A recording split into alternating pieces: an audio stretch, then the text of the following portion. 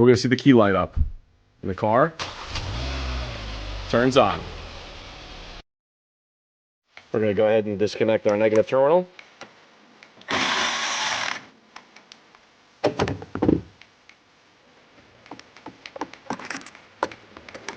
Set that aside. Next, we're going to pull out the fuse cover, set that to the side, and get this cover out.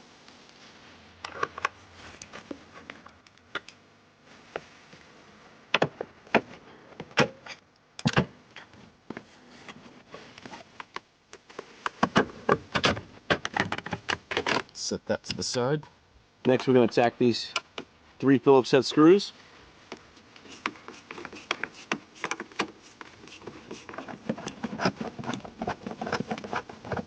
And let's not forget this screw here. Next, we're going to pull down this trim panel here. It's just held on by pressure clips. This way this little hook here can get out.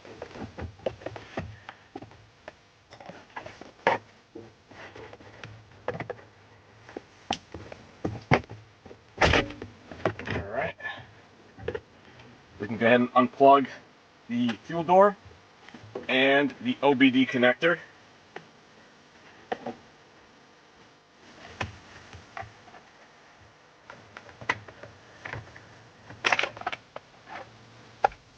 Set this to the side. Next, we're going to go ahead and remove this knee bolster plate.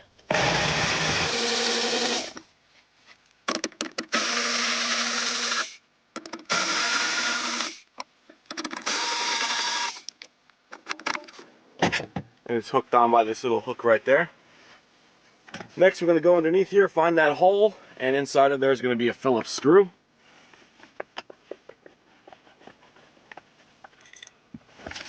Set that one aside. It's special. The top one is off. Oh, I see. It looks like the bottom one's held on by another Phillips screw right there. You can see it. If you turn the steering wheel, you'll actually have better access to it. We'll set that special screw aside as well. I'm not sure, is there one on the other side too? Of course there is. So 2 Phillips screws that secure the top corners of the bottom shroud. They're right on either side of the combination switch. Set those aside. Now we can just work down this cowl cover, unless there's another screw securing it that I don't know about. Nope, that's it. All right, so let's see what we got so far. Okay, so far we have the guts and glory of this car. I believe we have to switch this off. The fuse box switch. Now you can see what's hiding underneath your steering column. All the computers and the fuse box, your air vents. Wow, I got a speaker in there. I wonder what that's all about. Why do I have a speaker hidden like that? You know what that probably is? It's probably the radio commands or stuff like that. Okay, so let's go ahead and install this kit. Looking up at your steering column, we're gonna need this big beefy gray plug right here. So let's go ahead and disconnect that.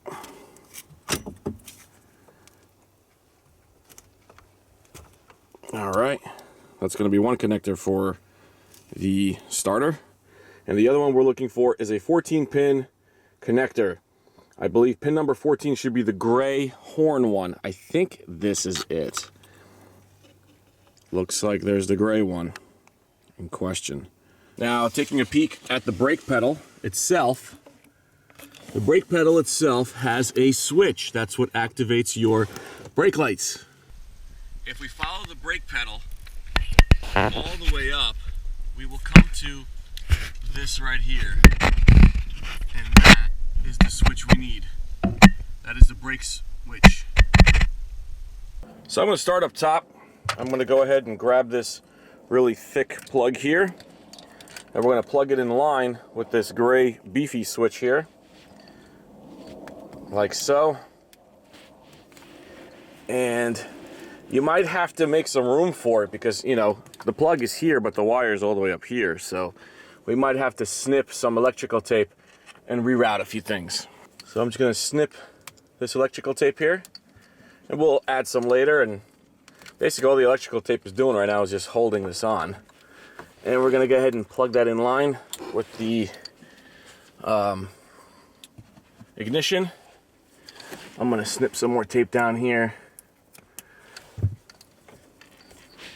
I'll try to reroute this a little bit. I'll probably just zip tie it up like that. Go ahead and attack pin 14. We have to peel back some of this sticky felt. It's the lonely gray wire that's going to be in the corner. And according to the wiring diagram, if you look at it this way, it's going to be all the way in the bottom left-hand corner here. So keeping our finger on that, yep, that's it right there. We're going to need to jump that. And before I do that, I want to clean all this gunk off because I don't want any of this stuff insulating the actual connection. So the cleaner you can make this wire, the better. Because there's not a lot of room here to install a wire stripper tool, I really don't want to risk yanking this wire out of this plug. So what I'm going to do is I'm going to play it safe by just simply cleaning it off like I said, and I'm going to use a razor blade to start the incision into the insulation. By doing this and adding some heat, you're going to ensure a proper, or at least a better connection than simply a T-tap itself. Now, it's a very, very frail wire. You don't want to push too hard. You could possibly cut the actual wire strands. You're just looking to do the insulation. Next, by applying some heat, it should theoretically shrink the outer insulation just enough to expose the wire even better to a T-tap.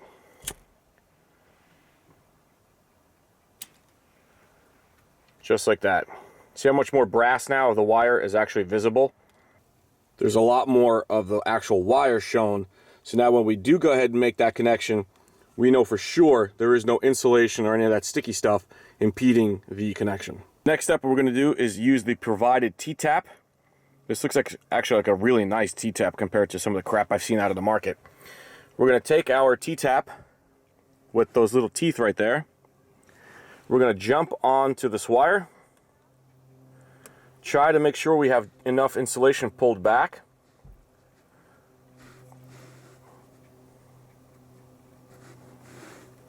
We're going to go ahead and push the wire onto the T-tap and shut it closed. We're going to go ahead and make sure to do it with a pair of pliers. This way we know it's nice and tight. We're going to take the already crimped wire from the harness, the remote start harness that came with our kit, and we're going to make sure that everything's nice and square on that blade. It's not cockeyed up or down. And go ahead and plug it in. That is all we need to do to this particular plug. We can go ahead then, take this plug, carefully position it back onto the clock spring, and make sure everything's routed nice. For the next order of business, we got to remove this fuse box here. Also 10mm nuts. I already had a wire grounded there, so that can go bye-bye.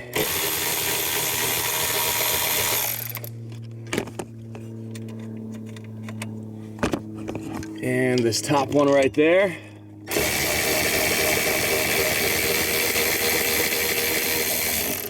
Alrighty. Since we removed the mounting hardware off of this fuse box here, we're going to gently work it back down. And we want to expose the wiring in the back. If I'm not mistaken, I believe it's this white one right back there. It's actually pretty small compared to the rest of them. So because we don't have too many things left here to plug, we got two very similar looking plugs to use. But you want to be careful. One is a 4-pin and one is that 16-pin. So the 16-pin is the one we're going to need to use for the back of the fuse box. Now, please don't be a gorilla when working on the back of the fuse box, because there are some plugs back there that could be a little difficult to get to or really easy to remove. But I just removed it. Here it is. Okay, we're gonna plug the male end into the female end, like so, and we're gonna plug this end back into the fuse box.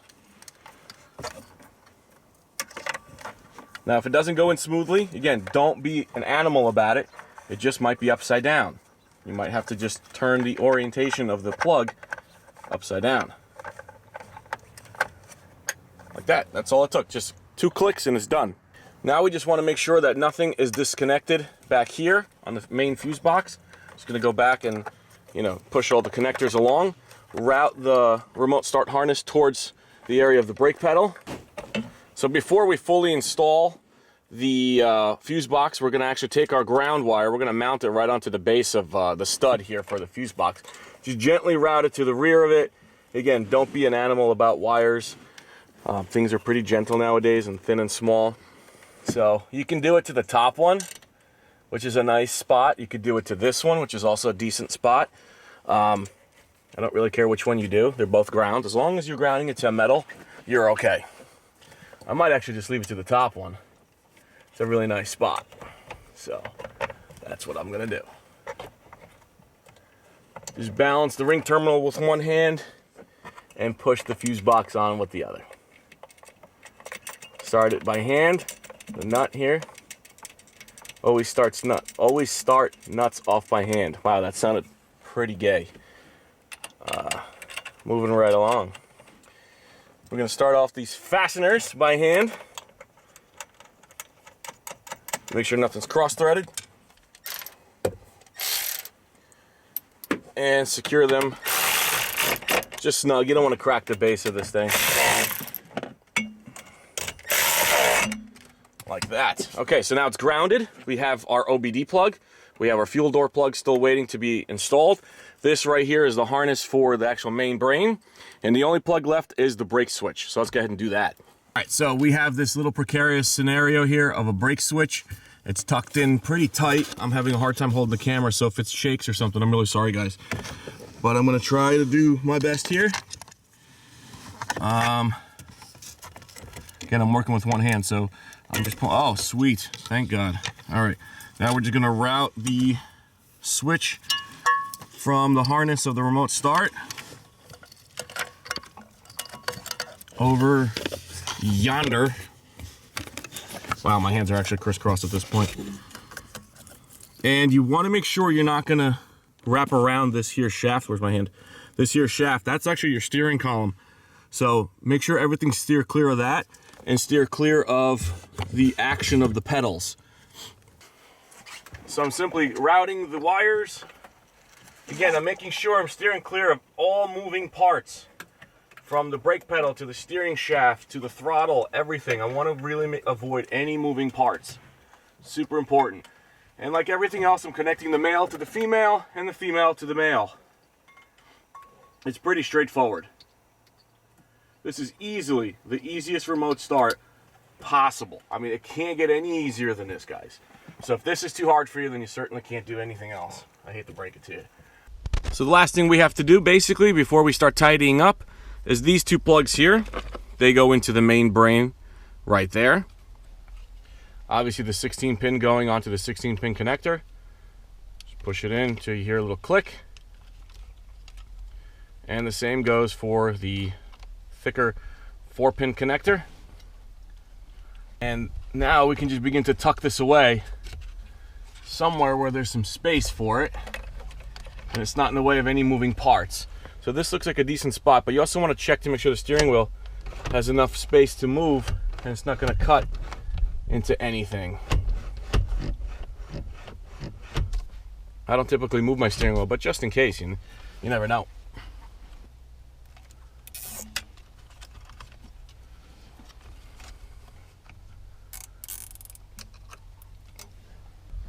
You also want to make sure that this is nice and, snugged up. You can use the provided zip ties.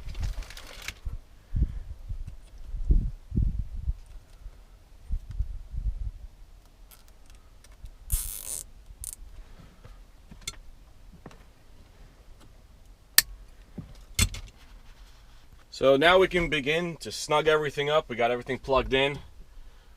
Hopefully this wire tap is done right. Everything's snugged up. I made sure all the plugs are plugged back in. Nothing's off. Like I said, we can just go ahead and do it, and I'm going to do a little montage of it.